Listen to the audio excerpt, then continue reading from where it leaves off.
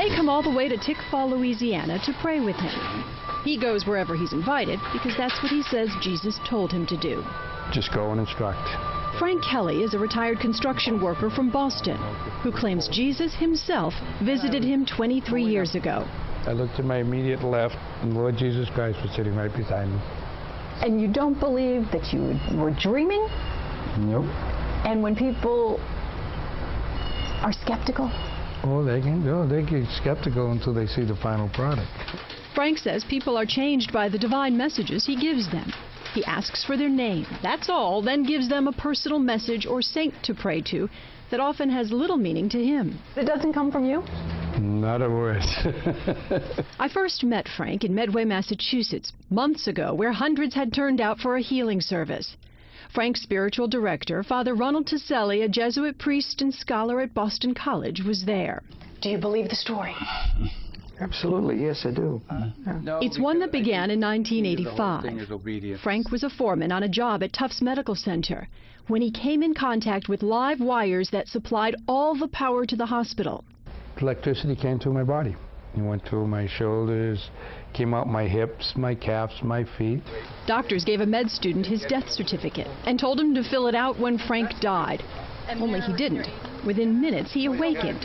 And this time, it was everyone else who was shocked. The second in command of the hospital greeted me this because, see, I was a foreman, so they all knew me. The department head said, "Cal, you're better off dead." Frank was in bad shape. The electrical charge had damaged his heart. He told the doctor he'd rather die than have surgery. But hours later, he changed his mind after what he claims was his first supernatural encounter. Padre Pio walked right into my room. Padre Pio? Padre Pio, yep, walked right into my room. Who's been dead for years and years and years. For quite a few years, since 1968.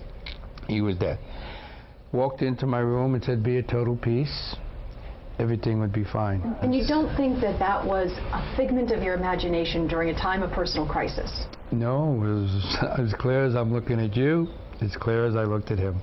Frank had the surgery and left the hospital with what he called a changed heart. The gift of piety. I couldn't stop praying. For 3 years, he prayed incessantly, until he says he got his orders. He said, "From now on, I take over." Frank claims in 1988, Jesus appeared to him in the flesh, looking just like he did in the Sacred Heart image, and told him it was time to, quote, "go and instruct." Do you realize that there are so many people who are going to be watching this saying, "No way"? Yeah, I can realize that. I understand it myself. That's why I had to get a spiritual director. I normally would have said, "This guy's nuts. Thank you very much." Father Tacelli, a PhD of philosophy and professor at Boston College, was skeptical at first, but after 21 years, now rests his reputation on Frank. No doubt in my mind, anyway, that God touched Frank in a special way and is using him to help people. Father Tacelli says Frank's gifts include knowledge of the Word, meaning the ability to pass along divine messages. Frank knows he has doubters and critics.